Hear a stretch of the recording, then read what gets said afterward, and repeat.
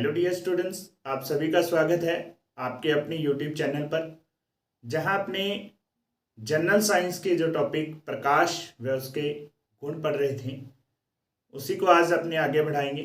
आज अपने अध्ययन करेंगे प्रकाशिक तंतुओं के बारे में, प्रकाश का वर्ण विक्षेपण व प्रकाश का प्रकीर्णन जो है उसके बारे में आज अपने अध्ययन करेंगे। तो सबसे पहले अपने पढ़ेंगे आज प्रकाशिक तंतु।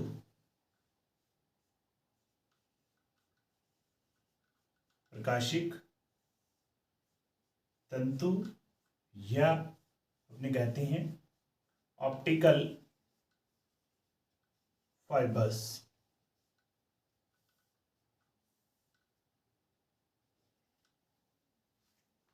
टॉपिक में आगे बढ़ने से पहले यदि आपने अभी तक हमारे YouTube चैनल को सब्सक्राइब नहीं किया है तो please like, share and subscribe my YouTube channel. बढ़ते हैं टॉपिक की ओर। प्रकाशिक जो तंतु हैं इसके बारे में हमने लास्ट जो अपना लेक्चर था उसमें भी वहां आपने बात की थी कि ये जो प्रकाशिक तंतु हैं वे टोटल इंटरनल रिफ्लेक्शन जो है या आपने कहें पूर्ण आंतरिक परावर्तन के सिद्धांत पर कार्य करता है। सिद्धांत पर कार्य करता है या पर आधारित है।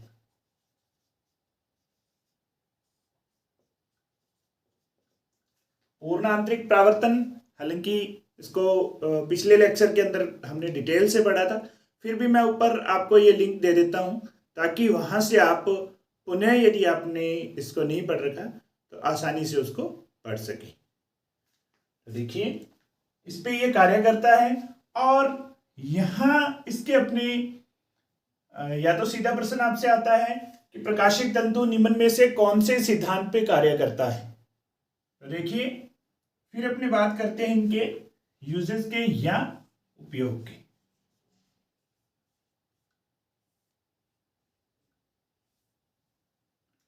उपयोग के अंदर देखिए जो प्रकाशिक तंतु होते हैं हमारे बॉडी के अंदर या मनुष्य के शरीर के अंदर जो लेजर किरणें हैं, लेजर रेस जो हैं, उनको आंतरिक जो अंग है या इंटरनल जो बॉडी अपनी है वहां डालने के लिए या वहां तक लेजर किरणों को लेके जाने के लिए जो तंतु काम में लिए जाते हैं वो ऑप्टिकल फाइबर्स होते हैं। दूसरा जो संचार के लिए ऑप्टिकल फाइबर्स हैं उनको काम में लिया जाता है। जितना भी डाटा एक जगह से दूसरी जगह पे संचरित किया जाता है वह केवल किनके द्वारा किया जाता है? ऑप्टिकल फाइबर्स के द्वारा ही किया जाता है। जैसे अपने घरों में ब्रॉडबैंड लगाते हैं तो वहां ब्रॉडबैंड के अंदर भी अपने ऑप्टिकल जो वायर है वो आती है, उसके थ्रू अपने जो है इंटरनेट को यूज करते हैं। दूसरा विद्युत जो संकेत है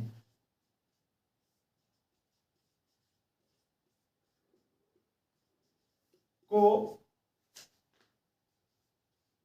प्रकाश संकेतों में बदलने के लिए भी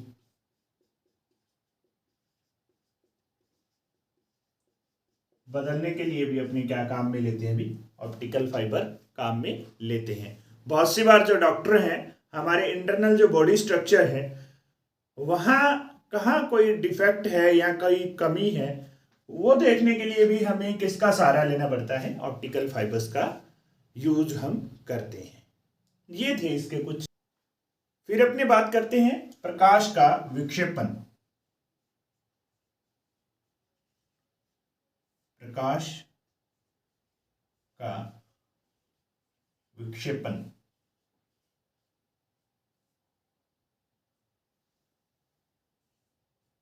डिस्पर्जन ऑफ लाइट।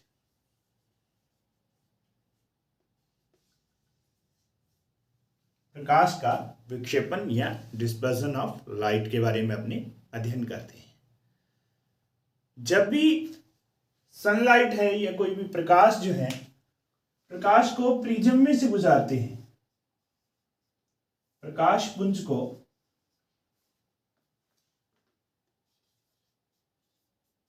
प्रिज्म में से गुजारा जाता है, तो उसका क्या हो जाता है, विक्षेपण हो जाता है। जैसे सनलाइट है, उसको अपने जब प्रिज्म में से गुजारते हैं तो हमें 7 कलर जो हैं वो प्राप्त होते हैं। वे 7 जो कलर होंगे, प्रिज्म के आगे यदि अपने कोई पर्दा रखें, उस पर्दे पे उसको प्राप्त करना चाहें तो वह आसानी से वे पर्दे पे प्राप्त होते हैं, जिनके अंदर जो 7 कलर हमें प्राप्त होते हैं। जो कलर हैं मिलके हमें क्या कहलाते हैं, वे स्पेक्ट्रम कहलाते हैं। वही क्या कहलाता है, हमारे लिए स्पेक्ट्रम का कार्य करता है। और यहां देख लीजिए, जैसे कोई भी एक हमने प्रिज्म लिया, ये आपका प्रिज्म है। यहां पे मान लीजिए कोई भी एक सूर्य की जो प्रकाश पुंज जो है वो हम इस पे डाल रहे हैं, अपने कह रहे हैं सनलाइट हमने इस पे डाली है, ये यहां से विक्षेपित होगी। और मैं एक रफ आइडिया आपको यहां से बना के समझाने का प्रयास करता हूं।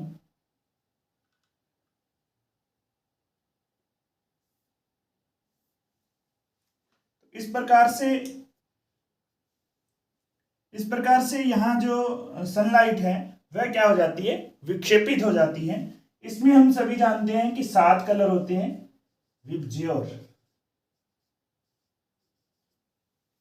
यहां पे ये 7 कलर हमें प्राप्त होते हैं, और इन 7 कलर को याद करने का जो तरीका है वह अलग अलग सभी आपने पढ़ रखा है। एक तो अपना तरीका रहता है विबज्योर, जिसमें violet, indigo, blue, green, yellow, orange और रेड रहता है। दूसरा, हिंदी में अपने इसको याद करना चाहें तो बैनी आ पिनाला, ये भी आप इस तरीके से भी इसको याद कर सकते हैं। सूर्य के प्रकाश से जो सनलाइट हमें प्राप्त हो रही थी, इससे यहां जो 7 कलर हमें प्राप्त हो रहे हैं, ये इससे अपने जो दृश्य होंगे, या अपने कहें कि सूर्य का प्रकाश जो है, सूर्य का प्रकाश या अपने कहें सदृश्य प्रकाश, या दृश्य जो प्रकाश है वही क्या कहलाता है, आपका स्पेक्ट्रम कहलाता है। सूर्य का जो दृश्य प्रकाश होगा वह आपका क्या कहलाता है, स्पेक्ट्रम कहलाता है। इसमें कुछ बातें जो अपनी इंपॉर्टेंट हैं उनको अपने ध्यान रखना है। यहां अपने देखें, यदि इन 2 रंगों की अपने एक बार अपनी बातचीत करते हैं, जिसमें पहला आपका कलर है रेड और अंतिम है वायलेट। तो देखिए, हम 2 के बारे में बातचीत करेंगे। पहला तो अपने ये रेड कलर और वायलेट कलर, इनको मैं अलग से लिख लेता हूं। आपका रेड कलर जो है, इसमें अपने देखेंगे कि यहां पे सबसे कम विचलन किस में हो रहा है, लाल रंग में हो रहा है। तो अपने कहेंगे कि इसमें विचलन जो है न्यूनतम होगा। विचलन का अर्थ है कि इसमें जो बहुत कम कोण पे ये क्या है, मुड़ता है, अर्थात इसमें अपवर्तन जो है वह कम होगा। अपवर्तन भी क्या होगा, कम होगा। विचलन कोण भी क्या होगा, यहां पे कम होगा। और इसकी जो तरंगदैर्ध्य है, या आपने कहें कि वेवलेंथ जो है, लैम्डा जो है वह क्या होता है, सर्वाधिक होता है। विचलन कम होगा और तरंगदैर्ध्य जो है वह अधिकतम रहता है। वही वायलेट कलर की बात अपनी करें,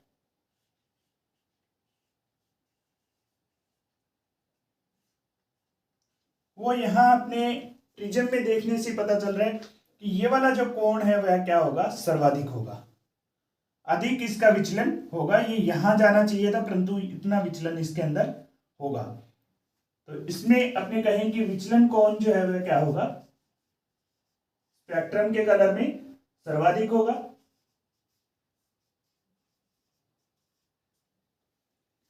अपवर्तन भी अधिक होगा, अपवर्तन भी इसमें अधिक होगा, जबकि तरंगदैर्ध्य का मान इसमें क्या रहेगा, आपका न्यूनतम रहता है। लैम्ब्डा का मान न्यूनतम रहता है। अर्थात यदि आपसे पूछा जाए कि स्पेक्ट्रम में सबसे अधिक तरंगदैर्ध्य किसकी है, तो आप कहेंगे कि लाल जो रंग है उसकी तरंगदैर्ध्य का मान सर्वाधिक होता है, जबकि वायलेट जो कलर है उसकी तरंगदैर्ध्य का मान न्यूनतम होता है। यहां आपको यह बात भी समझ लेनी चाहिए कि जब प्रकाश की किरण किसी भी प्रिज्म पे आती है तो अपने इसको आपतित किरण ही कहते हैं। ये आपकी आपतित किरण है,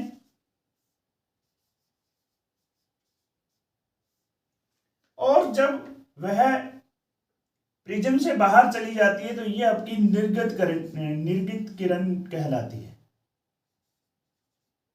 निर्गत किरण कहलाती है। अभी बार बार अपने विचलन सर्वाधिक या विचलन कोण का मान सर्वाधिक या न्यूनतम की बात कर रहे थे, तो अपने ये भी कह सकते हैं कि आपतित किरण वह जो निर्गत किरण है के मध्य का जो कोण है वह क्या कहलाएगा, आपका विचलन कोण के नाम से अपने इसको जानते हैं। विचलन कोण का मान न्यूनतम किस में रहेगा, लाल रंग की जो किरण रहेगी उसमें, और वायलेट जो कलर है, बैंगनी जो कलर है, उसके अंदर सर्वाधिक इसका विचलन कोण का मान रहता है। दोनों एक दूसरे के अपोजिट हैं, इस बात का आपको विशेष ध्यान रखना है। यहां तक अपने पढ़ा प्रकाश का विक्षेपण। अब अपने पढ़ेंगे प्रकाश का प्रकीर्णन। प्रकाश का प्रकीर्णन या स्कैटरिंग ऑफ लाइट।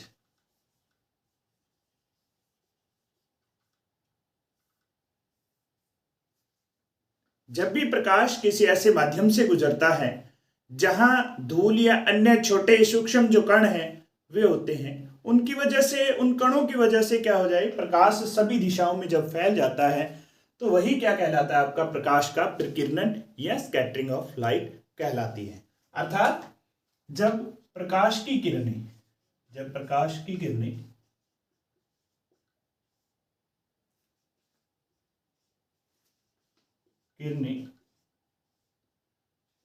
धूल या जो सूक्ष्म कण है पर पड़ती हैं तो उसकी वजह से प्रकाश जो है, प्रकाश का चारों ओर फैल जाना, चारों ओर फैलना ही क्या कहलाता है, आपका प्रकाश का प्रकीर्णन कहलाता है। प्रकाश का प्रकीर्णन कहलाता है, यह स्कैटरिंग ऑफ लाइट्स कहलाता है। और किसी भी रंग का जो प्रकीर्णन है वह उसकी तरंगदैर्ध्य पे निर्भर करता है। यह आपने कहीं स्कैटरिंग ऑफ लाइट जो है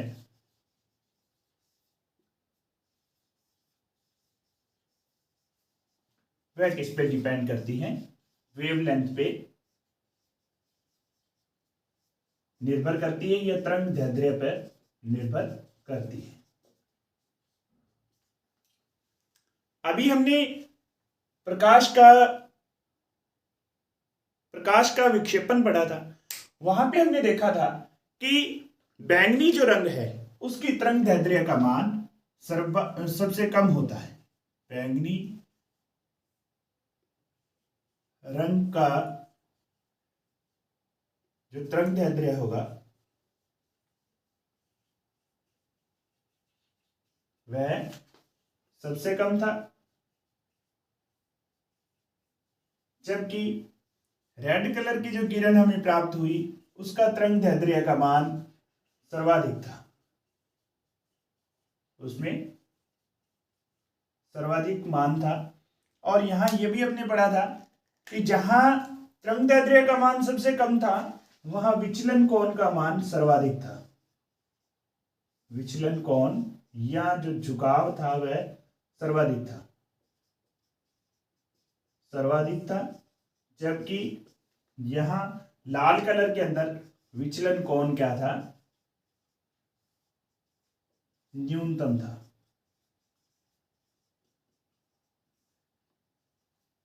ये दोनों बातें हमने प्रकाश के विक्षेपण के अंदर इससे पूर्व में पढ़ी। हाँ, आपको ये ध्यान रखना है कि जिसका तरंगदैर्ध्य का मान कम होगा वह अधिक फैलेगा, अर्थात वह अधिक प्रकीर्णित होगा, अधिक प्रकीर्णित होगा। और जिसमें तरंगदैर्ध्य ज्यादा होगी, विचलन कोण का मान कम होगा, वह उसका जो है प्रकीर्णन कम होगा, इसका प्रकीर्णन जो है वह न्यूनतम होगा या कम होगा। यह आपको ध्यान रखना है कि वॉयलेट कलर की जो किरण होगी उसका प्रकीर्णन, वॉयलेट कलर की जो किरण होगी उसका प्रकीर्णन अधिक होगा क्योंकि उसका विचलन कोण का मान अधिक था, विचलन कोण सर्वाधिक था।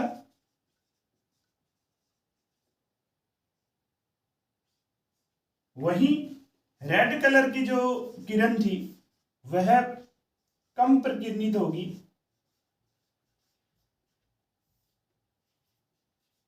क्योंकि उसका विचलन कोण भी क्या था, न्यूनतम था,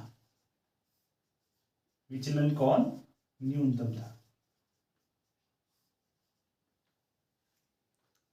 तो यहां देखिए इसके अपने कुछ उदाहरण पढ़ते हैं। जैसे कि उदाहरण की अपनी बात करें तो प्रकाश के प्रकीर्णन की वजह से हमें जो आकाश का रंग है वह नीला दिखाई देता है, आसमान का रंग हमें नीला दिखाई देता है। इसी की वजह से जो गहरे समुद्र होते हैं, गहरा जो समुद्र होगा वहां पे भी हमें पानी का रंग कैसा दिखेगा, नीला दिखेगा। इसी प्रकार से सूर्य उदय होता है वह सूर्य अस्त जब होता है, दोनों ही स्थितियों में सूर्य का जो रंग है, सूर्य उदय वह सूर्यास्त में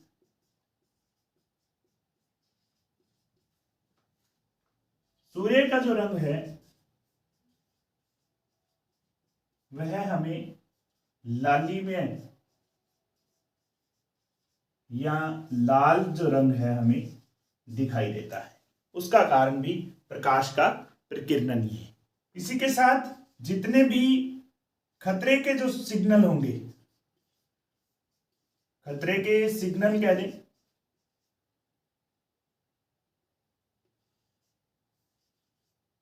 या अपने डेंजर्स जितने भी सिग्नल आते हैं वहां लाल रंग काम में लिया जाता है क्योंकि उसकी तरंगदैर्ध्य का मान आपका अधिक है, अधिक होने की वजह से वह दूर से ही दिखाई देता है, दूर से दिखाई देता है तो आसानी से हमें जो खतरा है उसका अनुमान हम लगा सकते हैं। इसीलिए अधिकतर जो खतरे के सिग्नल होते हैं वहां आपका लाल रंग काम में लिया जाता है। तो आज के लिए इतना ही, मिलते हैं नए टॉपिक के साथ नए वीडियो के अंदर। तब तक के लिए धन्यवाद।